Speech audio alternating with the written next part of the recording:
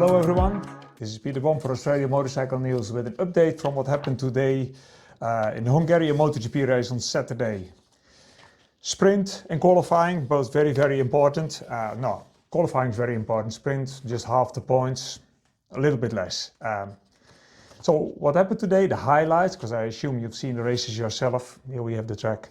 Qualifying, I have to apologize because yesterday I said expected the lap times that yesterday were within 0.6 in the top 10 should be a little bit closer now today, probably even until maybe 0.3 of a second for the top 10, I predicted.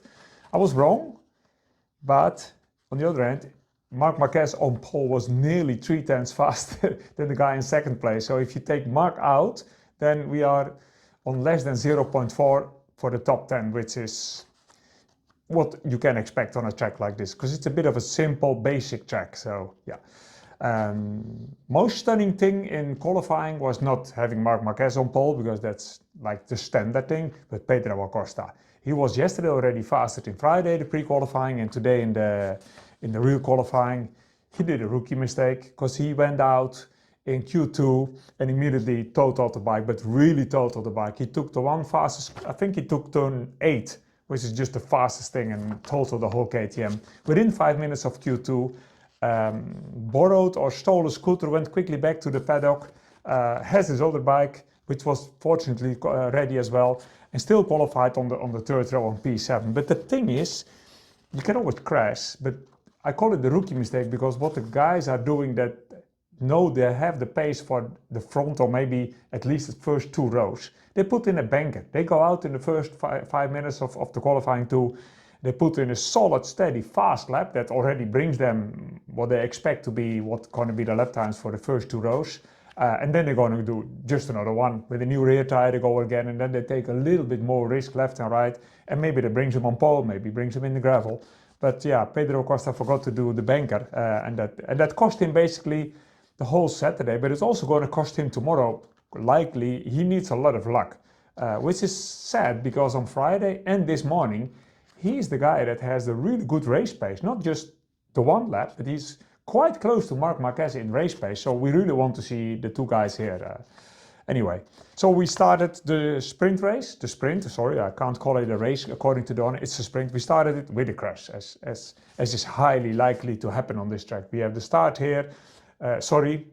We have the start. I wish we had the start here, it will be better. We have the start here, a short sprint, and this first corner is just a joke. I mean, it's a lot worse than Sepang, where everybody is already very worried about. So the guy who made a mistake today was Fabio Quartararo, which is one of the last persons who makes mistakes at the start. But he started completely on the inside, on the second row, so he had a straight sprint onto the inside, and he was just a tiny bit too late. Ended up in disaster. He could have do the bowling thing and took out 5, 6, 7 riders. He was sort of lucky, and actually I got some pictures.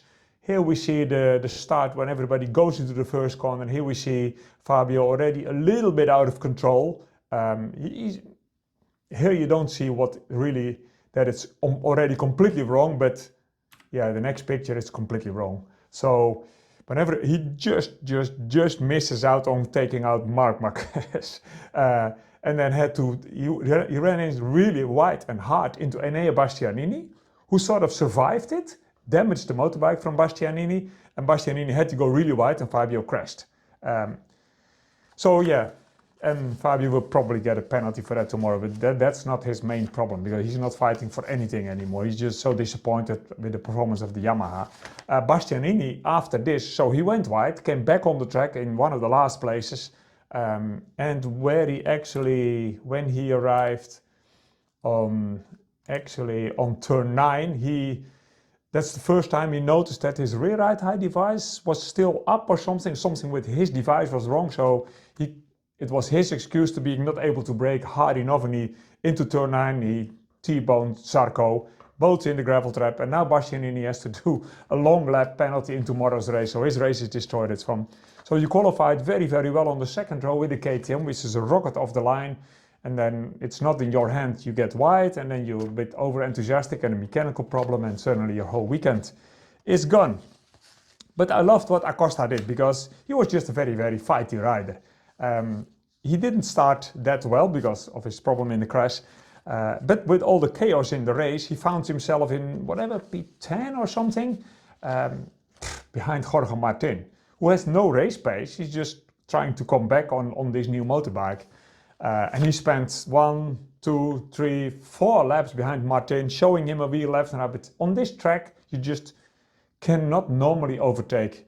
I go back to the track, on this track, if somebody don't make a mistake, you just don't pass. Even if you're a second faster, you just can't pass. It's so difficult to do it. With all these very, very slow, super slow corners, you T-bone somebody or you just lose the place or you lose the time. So he waited 1, 2, 3, 4 laps and then he sort of dive bombed into him here and he went in the gravel. He crashed himself out. So trying to overtake Jorge Martin, he went on his inside but then had to go wide and lost the front.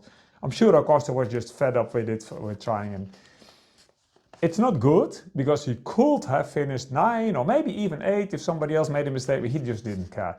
And when you're only 20, 21 and you have so much talent, I don't mind that you're not very, very patient, because you will get patient more later. It's when guys are young and already say, oh, I play safe, that's usually not the best sign of everything. And speaking of best signs, bad signs, Pecco Bagnaia. Yesterday I said he's completely losing it, and today was even worse. Not one fast lap, not one stable lap, not one braking area where he looked confident and looked stable. He just is completely lost his confidence, tried to look for improvements in the weirdest corners, and since the qualifying was a disaster, his team and he decided to go on a huge gamble for the sprint race to change the whole bike, maybe put the rear wheel in the front and everything, and it didn't make any fucking difference at all. It was just, he's in a very, very dark place actually at the moment. It's really shocking to see, basically. I feel very, very sorry, but it's top sport and these things can happen.